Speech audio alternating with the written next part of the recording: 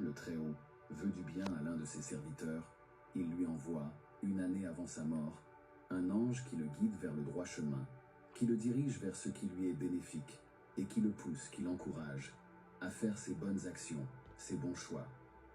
Ainsi, quand cette personne meurt, les gens témoignent, il est mort, ou elle est morte, dans le meilleur état qu'il ou qu'elle ait connu. Et cette personne, au moment de mourir, reçoit la bonne nouvelle, et son âme, son esprit se réjouit, car elle voit cette immense récompense qui l'attend. Quand l'ange de la mort vient la chercher, et qu'elle voit sa récompense, son âme se réjouit, et c'est à ce moment-là, dit le prophète, qu'une personne aime rencontrer Allah, et donc Allah aime la rencontrer. Mais à l'inverse, elle poursuit en disant, et quand Allah veut une mauvaise fin pour une personne, nous expliquerons ce que cela signifie à la fin. Il ne l'assiste plus, il le livre à un démon, 1 an avant sa mort, et ce démon l'égare, le trompe, et le tente, l'incite à suivre de mauvaises voies. Jusqu'à ce qu'on dise, quand cette personne meurt, cette personne est morte dans le pire état qu'il ou qu'elle ait connu.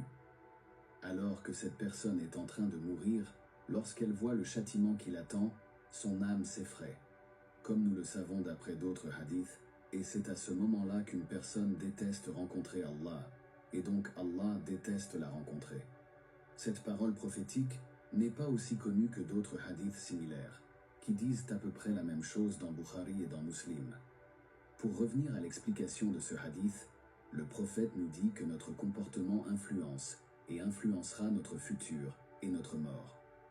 L'homme juste a de grandes chances d'être renforcé par des anges peu de temps avant sa mort, tandis que l'injuste a de grandes chances d'être tourmenté par des démons avant sa mort.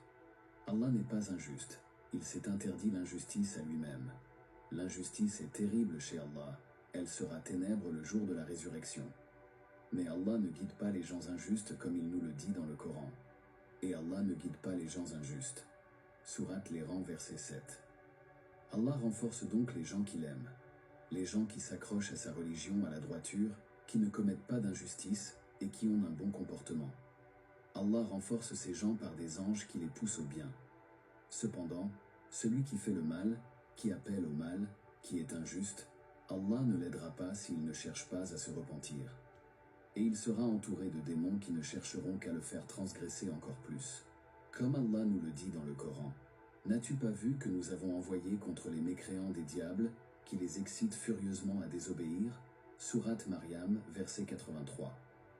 En conclusion, avant notre mort, nous pouvons être raffermis et aidés par Allah si nous sommes des gens droits envers Allah, envers nous et envers les gens. Qu'Allah nous guide et nous protège tous.